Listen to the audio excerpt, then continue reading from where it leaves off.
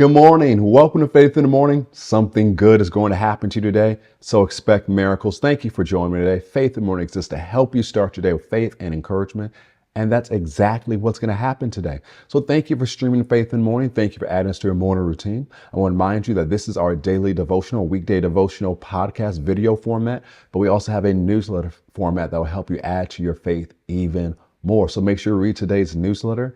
Right now, we are doing a survey to help us enhance faith in the morning so we can learn about how you consume faith in the morning and how we can make it better for you. It's a 4-question survey. If you're watching one of our TV partners, you can scan the QR code and you can finish the survey that way. Or if you're on social media or Spotify or Apple Podcasts, click the link in the show notes or the description and it'll be able to help us out that way. Thank you for helping us make faith in the morning better for you.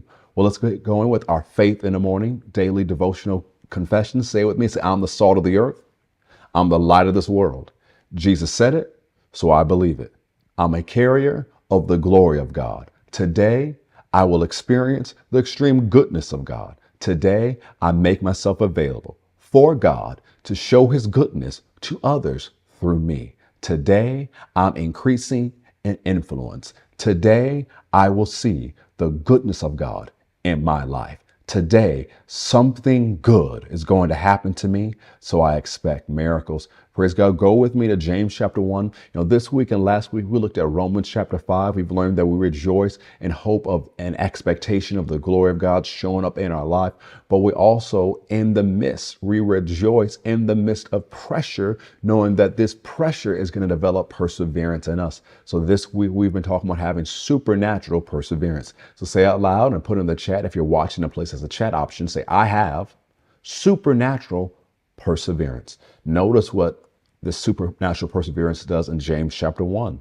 James chapter 1, verse 3, knowing that the testing of your faith produces patience or supernatural perseverance or endurance. But let patience, this perseverance, this supernatural endurance, have its perfect or complete work, that you may be perfect and complete, lacking nothing.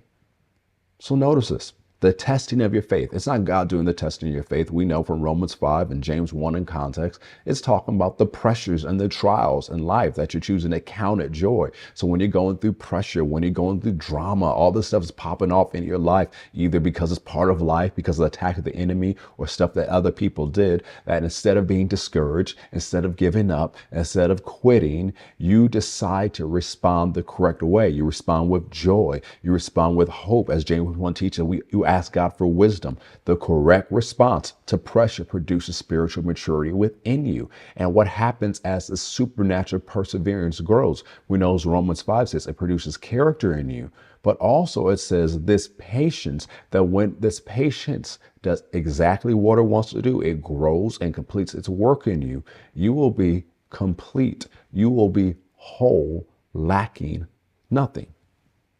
That's the end goal of supernatural perseverance, to get you to a place where you don't lack anything in your life, where you're completely whole in your character, whole in your mind, whole in your body, whole in your spiritual life, whole in your emotions, whole in your finances, whole in your relationships. So don't be discouraged just because there's some pressure put on your faith today. Know that as pressure is put on your faith, supernatural endurance is growing. And as you keep responding correctly, it grows more and more and more. And as we talk about this week, as you keep choosing hope, combining that hope with this perseverance and this faith, what's the result? You can develop the character traits of Jesus. And what's going to happen? This hope keeps growing, and this hope won't disappoint you because the love of God has been poured out in your heart. That's what Romans 5 told us. But also you get to the place where you are complete, where you are whole, where you're lacking nothing. So don't give up. Don't quit.